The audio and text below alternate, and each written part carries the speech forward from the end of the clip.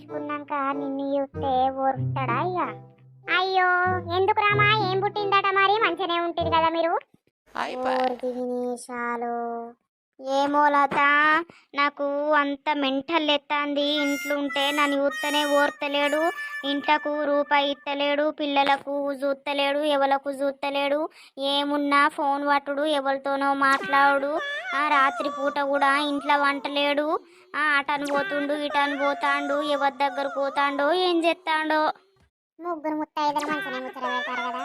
అబ్బో, ఈ బొడ్డీడికి వచ్చిందా? ఏం మాట్లాడతారో ఈనాడే మెల్లగా. అయ్యో అవునా, గట్లెందుకు ఎత్తాండు మరి? ఏమో, ఆడు ఎవరినన్నా ఉంచుకున్నాడు కావచ్చు అనిపిస్తాంది.